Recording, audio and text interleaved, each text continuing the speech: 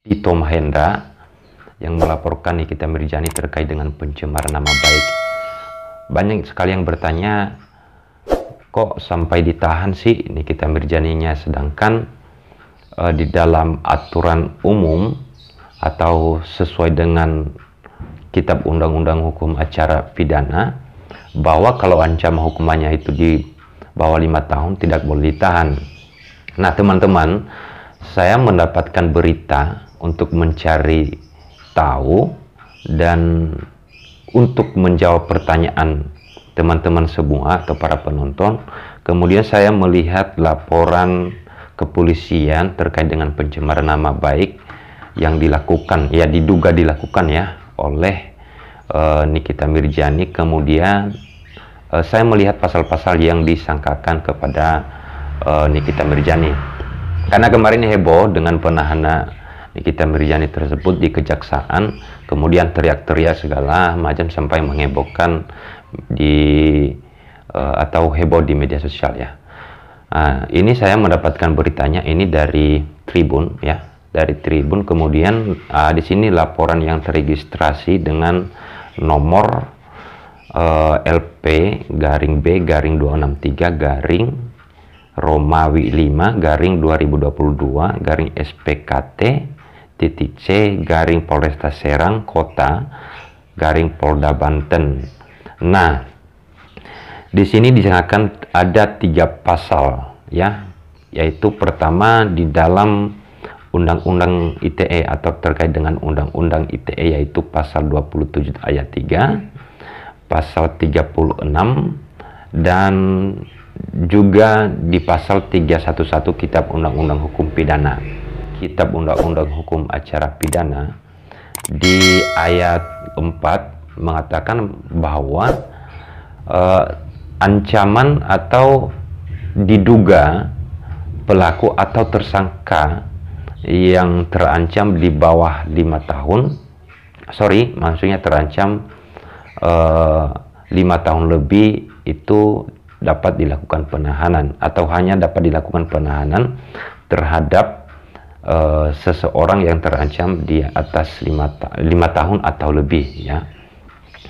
Kemudian kalau di laporan Tito Mahendra ini kepada Nikita Mirzani itu, kalau di pasal 27 ayat 3 itu terancam 4 tahun penjara. Kemudian yang kedua itu adalah pasal 36 Undang-Undang ITE, sebagaimana ketentuan pidananya itu adalah di pasal 51 ayat 2 Undang-Undang ITE. Ancaman hukumannya itu adalah 12 tahun pidana penjara. Kemudian pasal yang lain adalah pasal 311 Kitab Undang-Undang Hukum Pidana yang ancamannya adalah 4 tahun. Nah, dari 3 pasal tersebut memang ada 2 pasal yang di bawah atau tidak lebih dari 5 tahun atau di bawah 5 tahun. Nah, kalau dikaitkan dengan pasal 21 ayat 4 tadi, di dalam Kitab Undang-Undang Hukum Acara Pidana, artinya tidak bisa dilakukan penahanan. Tetapi di pasal 36 Undang-Undang ITE, ancaman hukumannya itu adalah 12 tahun penjara. Jadi bisa dilakukan penahanan, teman-teman. Nah, kenapa kemudian teriak-teriak ya Nikita Mirzani pada saat dilakukan penahanan oleh pihak kejaksaan, yang mana sebelumnya diketahui bahwa waktu di penyidikan pernah dilakukan penjemputan paksa, kemudian tidak dilakukan penahanan, tetapi berbeda pada kali ini dilakukan penahanan selama 20 hari ke depan. Nah, ada beberapa fakta-fakta yang harus diketahui oleh teman-teman semua. Ada 9 fakta yang kemudian dijadikan alasan atau menjadi landasan, menjadi dasar kemudian dilakukan penahanan. Karena harus diingat juga teman-teman, kalau contohnya tersangka atau dugaan pelaku atau terlapor diduga itu bisa contohnya melarikan diri, contohnya bisa diduga ada dugaan dia menghilangkan barang bukti, itu walaupun sebagaimana aturan umumnya ancaman hukuman di bawah 5 tahun tidak bisa dilakukan penahanan, tetapi tetap dilakukan penahanan karena pertimbangan lain sebagaimana yang saya sebutkan tadi. Nah, fakta-fakta yang saya sebutkan tadi bahwa ada 9 fakta yang menjadi dasar di kejaksaan untuk melakukan penahanan terhadap tersangka, ya, atau di sini yang lagi rame ini adalah Nikita Mirzani. Pertama adalah dimulai dengan Instagram Story, ya. Pada Mei 2022, Nikita Mirzani melalui unggahan Instagram Story-nya mengunggah 2 gambar atau foto yang diduga Dito Mahendra, gitu ya. Gambar atau foto tersebut diambil Nikita Mirzani dari mesin pencarian Google dan situs berita daring. Setelahnya, Nikita Mirzani menyunting dan menambahkan kata-kata yang diduga mengandung unsur penghinaan dan atau pencemaran nama baik Dito Mahendra. Nah, itu alasan pertamanya. Nah, ini berawal masalahnya adalah adanya history, ya, ada story di Instagram.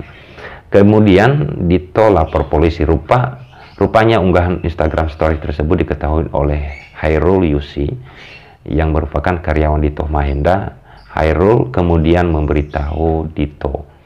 Karena merasa keberatan atas unggahan tersebut, Dito Mahendra akhirnya memutuskan untuk melaporkan Nikita Mirzani ke Polresta Serang Kota pada 16 Mei 2022. Jadi yang pertama mengetahui adalah Hairul Yusi. Setelah mengetahui, kemudian Dito Mahendra mungkin melihat kata-kata yang ada di foto tersebut, kemudian dia melaporkan, gitu ya. Laporan yang terregistrasi dengan nomor LPN sekian, ya, Polresta Serang Kota. Sebagaimana yang saya jelaskan awal tadi, bahwa ada 3 pasal yang disangkakan kepada tersangka, yaitu atau terlapor sebelumnya, bahwa terjerat dengan pasal 27 ayat 3, pasal 36 Undang-Undang ITE, kemudian pasal 301 Kitab Undang-Undang Pidana. Nah, kemudian ketiga, menjemput paksa, ya, pada Rabu 15 Juni 2022. Nah, itu yang saya sebutkan tadi, bahwa waktu penyidikan pernah dilakukan penjemputan paksa tetapi tidak dilakukan penahanan waktu itu, ya. Nikita Mirzani membuat heboh jaga media sosial karena unggahan Instagram story-nya yang memperlihatkan sejumlah polisi datang ke depan rumahnya. Pasalnya, penyidik dari Satreskrim Polresta Serang Kota itu diketahui sudah tiba di rumah Nikita Mirzani yang berlokasi di Pesanggerahan, Jakarta Selatan sedari pukul 3 waktu Indonesia Barat, gitu ya. Setelah gagal melakukan berbagai upaya persuasif untuk membujuk Nikita keluar, petugas pun memutuskan untuk meninggalkan kediaman artis tersebut sekitar pukul 11.15 WIB. Meski begitu, pada sore harinya Nikita Mirzani menyambangi Polresta Serang Kota. Nah, sempat melakukan jemput paksa, tetapi waktu di sana itu tidak langsung dilakukan penahanan, tetapi waktu itu langsung disembangin oleh Nikita Mirzani ke Polresta Serang Kota. Nah, itu yang ketiga. Yang keempat adalah tersangka. Kejari Serang menerima surat pemberitahuan dimulainya penyidikan atau sering disebut dengan SPDP gitu, ya, terhadap Nikita Mirzani atas dugaan, ya, atas kasus dugaan pencemaran nama baik Dito Mahendra pada Senin 13 Juni 2022. Jadi ini sudah beberapa bulan yang lalu sebenarnya, ya. Bersama dengan SPD tersebut, Kejari Serang Kota juga menerima surat penetapan tersangka Nikita Mirzani dari Polresta Kota Serang, ya, atau Serang Kota. Jadi SPDP itu sudah ada penetapan tersangka. Jadi itulah maksud saya tadi, bahwa waktu di kepolisian itu tidak dilakukan penahanan, ya.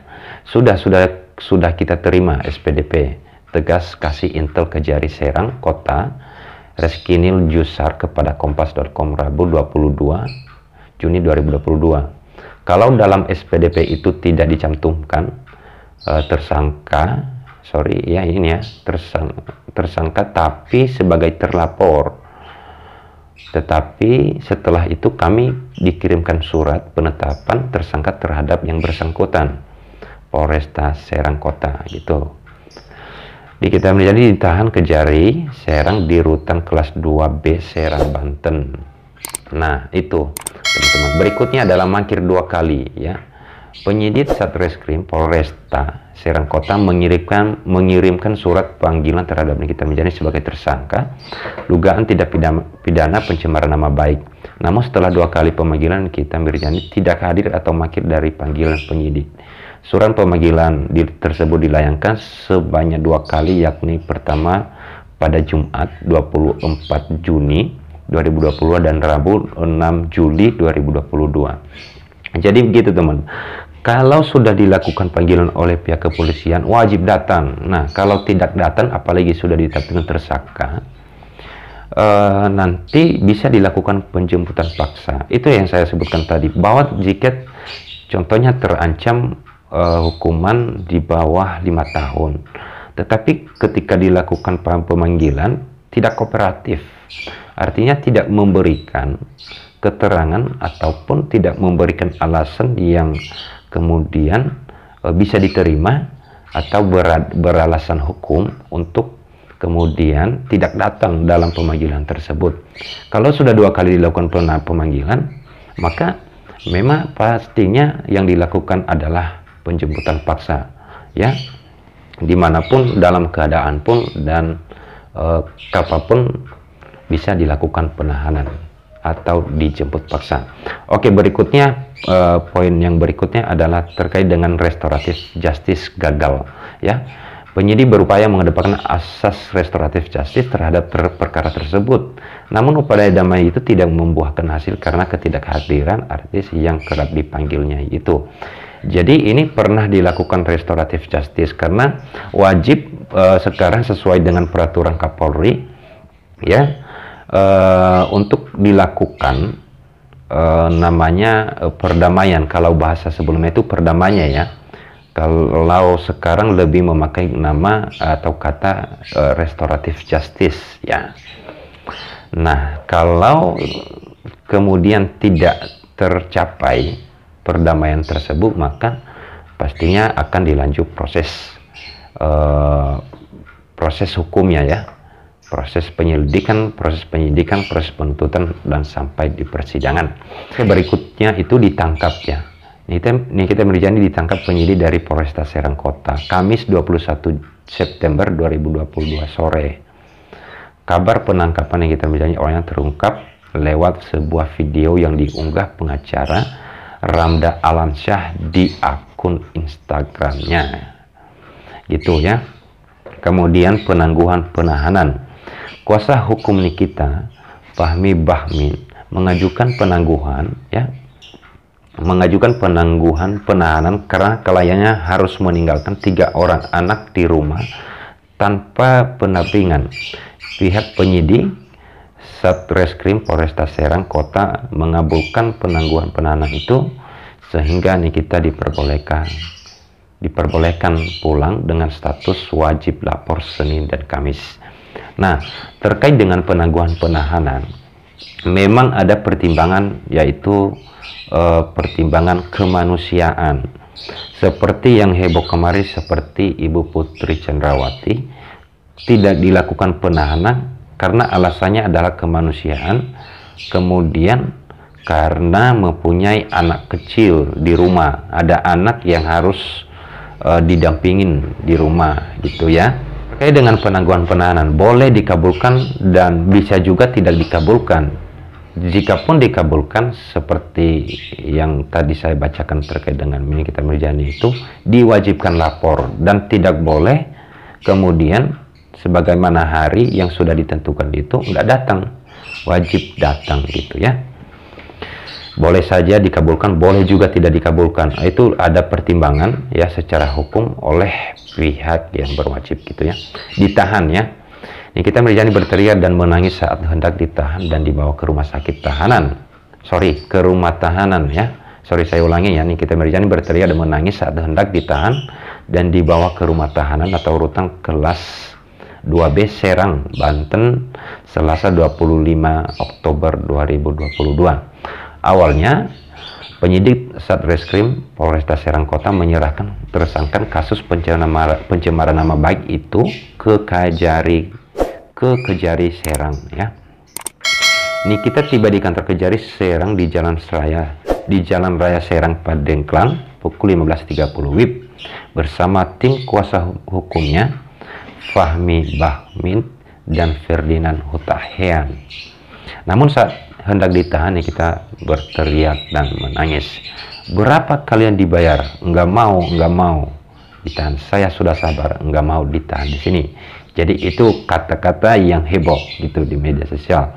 Boleh saja mengamuk di situ, tetapi ya kalau sudah ditahan ya tetap ditahan gitu ya teman-teman ya. Tak hanya menulis telah dibayar oleh Dito Mahendra saja, kita juga menyebut jaksa tidak memiliki hati nurani. Ya, oke. Hal itu lantaran nih kita merasa dirinya diperlakukan seperti penjahat kriminal. Kalian jahat semua di sini. Kalian nggak punya hati nurani. Kalian pikir saya sebagai penjahat. Nah, oke gitu ya. Berikutnya alasan objektif melakukan penahanan terhadap Nikita Mirzani karena ancaman pidananya di atas 5 tahun penjara. Nah, itu alasannya teman-teman ya. Karena ada 3 pasal yang kemudian salah satu pasalnya itu di atas 5 tahun, yaitu di pasal 36. Ya. Itu alasan objektif. Nah, kemudian sementara alasan subjektif sesuai pasal 21 ayat 1 Kitab Undang-Undang Hukum Pidana menyebutkan bahwa tersangka agar tidak mengulangi perbuatannya, tersangka tidak melarikan diri dan tidak menghilangkan barang bukti. Nah, itu yang saya sebutkan tadi, bahwa alasan secara subjektif itu walaupun contohnya di bawah 4 tahun bisa saja dilakukan penahanan, karena pertama alasan yang tadi yang saya sebutkan, biasa saja mungkin dia akan mengulangi, ada dugaan ya dilakukan perbuatan yang sudah dilakukan tersebut, kemudian mungkin tersangka itu ada dugaan dia akan melarikan diri nih, contohnya kemana gitu ya, ke luar negeri atau kemana gitu ya. Yang ketiga itu dia ada dugaan yang berwajib itu menilai, waduh ini takutnya menghilangkan barang bukti, ini perlu dilakukan penahanan. Nah, itu alasan-alasan yang subjektif ya. Berikutnya ya, ini ya, usai kita ditahan, jaksa penuntut umum akan mempersiapkan surat dakwaan dengan waktu 20 hari untuk dilimpahkan ke Pengadilan Negeri Serang. Nah, gitu alasan. Jadi yang kemudian nanti 20 hari ke depan akan dipersiapkan ya penuntutan untuk kemudian dilanjut ke persidangan ya. Jadi kurang lebih pertanyaan teman-teman yang kemarin atau yang teman-teman yang menanyakan ke saya sudah jelas dan semoga membantu teman-teman semua. Terima kasih, dan kalau ada pertanyaan silakan masuk di dalam kolom komentar. Terima kasih dan sampai jumpa.